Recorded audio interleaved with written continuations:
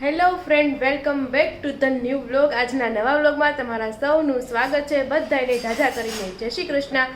તો આજે છે ફાગણ સુદ નોમ અને આજે છે 8 માર્ચ. 8 માર્ચ છે ને આખા વિશ્વમાં વુમન્સ ડે એટલે મહિલાઓના દિવસ તરીકે ઓળખવામાં આવે છે. તો આજે છે વુમન્સ ડે, મહિલા આંતરરાષ્ટ્રીય દિવસ. તો જો એક મસ્ત મજાનું કે આજે હર્ષા હોય લગભગ મોકલ્યો હતો, મસ્ત મજાનું લખેલું કે ભગવાનનું સૌથી કે પ્રિય પાત્ર હોય ને, કે ભગવાનને સૌથી પ્રિય પાત્ર તો નહીં પણ એવું પાત્ર જે ઘડ્યું અથવા બનાવ્યું છે ને, તે કે જિંદગીના રંગમંચ ઉપર કે કોઈ પણ રિહર્સલ કર્યા વગર એક સફળતાપૂર્વક એ પોતાનું જે પાત્ર હોય છે ને તે રજૂ કરે છે. તો એ એક વુમન જ છે. મલ્ટીટાસ્કિંગ કયો, મલ્ટી ટેલેન્ટેડ કયો, કેટલા બધા કામ છે ને મગજમાં રાખ્યા હોય ને આખો સવારથી સાંજ બધા કર્યા રાખે. ઘડીક આ કામ કરે, આ કામ કરે, એક સાથે પણ 2-3 કામ થતા હોય. તેનું તમને લાઈવ ઉદાહરણ ચાલો અત્યારે જ તમને આપી દઉં કે એક સાથે કેટલા બધા કામ કરે એમ. જો મમ્મી, જય શ્રી કૃષ્ણ મમ્મી. જય Shri Krishna, good morning. Good morning અને જય શ્રી કૃષ્ણ. તો મમ્મી જ છે. જો અહીંયા શાક મૂક્યું છે અને હાર હું બનાવો બીજું દાળ. તો હાર દાળ બનાવે છે અને કોક બોલાવે ભાવનાબેન, તો ન્યાય હોકારો દેવા જાય અને એ રીતના જો મલ્ટીટાસ્કિંગ થતું હોય એમ. તો ઘડીક બ્લેન્ડરનો અવાજ આવશે તો મમ્મીને દાળ બનાવજો, પછી આપણે વાત કરીએ. તો જો મમ્મીની છે ને દાળ પણ થઈ ગઈ છે. તો એક સુલે શાક થાય અને દાળ થાય એવું બધું છે. અને તોય મમ્મી તમે તમારું ફેવરિટ વસ્તુ બનાવો, તમે પહેલા તમારી ફેવરિટ વસ્તુ કઈ છે? તમને શું ભાવે ખાવા પીવામાં? ખાવા પીવામાં એવું કઈ ન હોય ફેવરિટ, આપણને શાક રોટલા બધું ભાવે. એમ નહીં, પહેલા તો મારા જેવડા હશો તો મારથી નાના હશો ત્યારે કઈ હશે ને ફેવરિટ વસ્તુ કે ભાઈ મને આ બહુ ભાવે છે આ તે. પછી સમય જતા તમને ભાવતું બધું બંધ થઈ ગયું છે એમ. પહેલા તો મને 4 રોટલી ખાતી હું. 4 રોટલી ખાતા છે તો શાક તો તાર જે હું ખાતી જ નહીં. તો મને શું કરે કે શાક ખાવાનું, પણ હું તો હવે ખાવ છું ને એમ, એટલે તો હું પછી નહીં ખાવા મળું એમ. જે ખા કે ન ખાવે કેમ ખબર પડશે? તો ખાવા જ મળું ને પછી હું તે એમ. તો જો મમ્મી પેલા 4 રોટલી ને એવું જ ખાતા, પણ સમયની સાથે પછી શું હોય કે ધીમે ધીમે બંધ થઈ ગયું હોય. તોય તારો ફેવરિટ વસ્તુ કાંઈક તો હશે ને મમ્મી? પણ એવું તો કાંઈ ફેવરિટ નહીં, એવું કાંઈ નહોતું પેલા. કાંઈ ફેવરિટ શું હોય પેલા કે આ બનાવો એવું કાંઈ નહોતું. દરરોજ શાક રોટલા, દાળ ભાત ને એવું જ બધું હતું. ક્યારેક તો નવીન બનતું છે ને, શીરો ભાવતો હોય, રવો બનાવતા હોય, દી ભાવતો હોય. મને ગળ પણ ભાવતું, પણ મને શરદી બહુ થઈ જાય એટલે ઘી વાળી ખાંડ વાળી વસ્તુ હું ખાતી જ નહીં. છે એવું છે એમ ને. તો જો એવું બધું છે. અત્યારે રસોઈનો ટાઈમ ચાલે છે અને કાલનો વ્લોગ એટલા માટે ન હતો, મને કાલ મજા હતી ને એટલે મેં કાંઈ વ્લોગ શરૂ નથી કર્યો. આપણે કાંઈ વ્લોગ બનાવ્યો નહોતો એટલે કાલનો વ્લોગ નહોતો આવ્યો. અને કાલ સાંજે બધા મેરેજમાં ગયા હતા અને એવું બધું છે.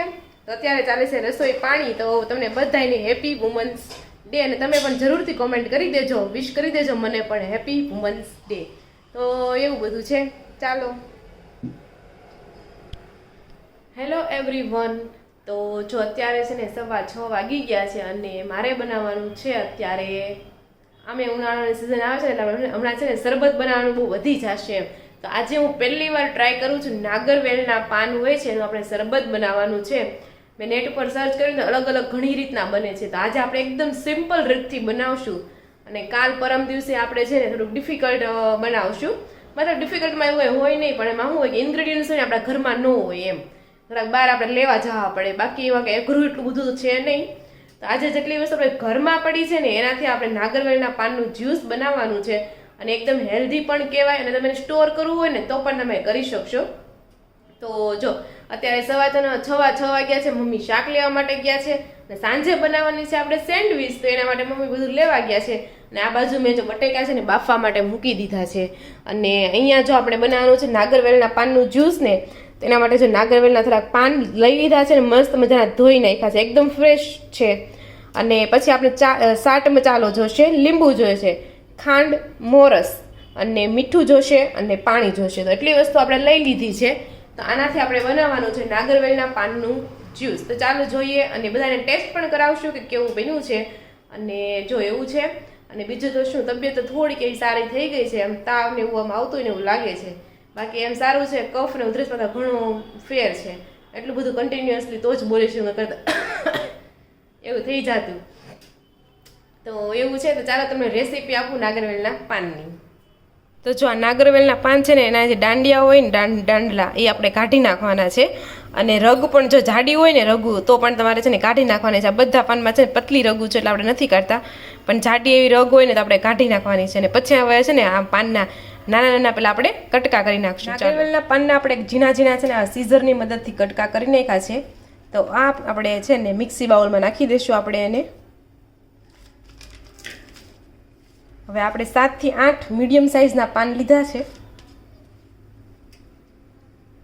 અને પાનની સ્મેલ છે ને બહુ જ મસ્ત આવે છે. આપણે આમ મુખવાસ ન ખાતા હોય નાગરવેલના પાનનું એવી મસ્ત એવી સ્મેલ આવે છે.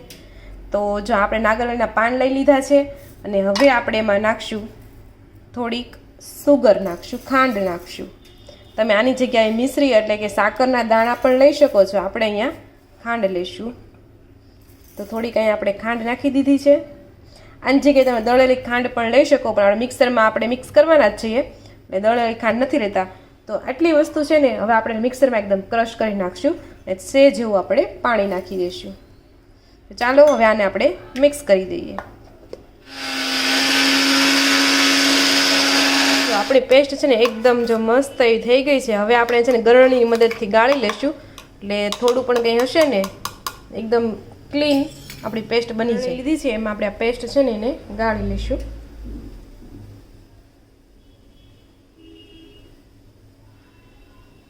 મસ્ત એવી આપણી જો પેસ્ટનો કલર કેટલો મસ્ત ગ્રીન ગ્રીન આવ્યો છે. હવે ટેસ્ટ કરીએ ને ત્યારે જોઈએ. તો ચાલો પહેલાં હું આને છે ને મસ્ત ગાળી લઉં ને પછી તમને બતાવું. આપણી ફાઇન પેસ્ટ છે ને એકદમ રેડી થઈ ગઈ છે. તો ચાલો હવે આનું આપણે જ્યુસ બનાવશું. પાનનો છે ને ટુકડાનું ઓલું જે હોય ને એ વધ્યું છે. બાકી આપણે જે એકદમ છે ને લિક્વિડ ફોર્મમાં આને કરી નાખ્યું. આને છે ને તમે ફ્રીજમાં સ્ટોર કરી શકો છો અઠવાડિયા સુધી અને પછી વાપરી શકો છો. તો આપણે પહેલાં શું કરીશું, જેટલું તમારે જોઈએ ને પાણી એટલું આપણે લઈ લઈએ છીએ અને હવે એમાં છે ને આપણે આ નાખશું આપણું જે પાન અને છે એનું રસ જરૂરિયાત પ્રમાણે નાખીએ. અત્યારે હું છે ને ખાલી 2 ચમચી જ નાખું છું અને પછી આપણે એમાં છે ને મીઠું નાખશું. થોડુંક એવું મીઠું નાખીએ અને થોડુંક એવું નાખશું આપણે ચાટ મસાલો.